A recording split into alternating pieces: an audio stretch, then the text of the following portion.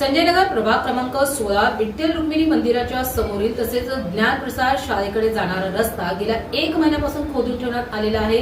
या ठिकाणी वॉटर सप्लायचे सर्व लोक येऊन खोदकाम करून गेले असून त्या ठिकाणी लिकेजचा प्रॉब्लेम अजूनही शोधता आलेला नाही। त्यामध्ये ड्रेनेज लाईन सुद्धा आहे। या ठिकाणी हजारो लिटर पाणी वाया जात आहे। महानगरपालिका प्रशासन व लोकप्रतिनिधी नगरसेवक यांनी या समस्येकडे लक्ष देण्याचे करावे अशी स्थानिक नागरिकांच्या वतीने मागणी करण्यात येत आहे।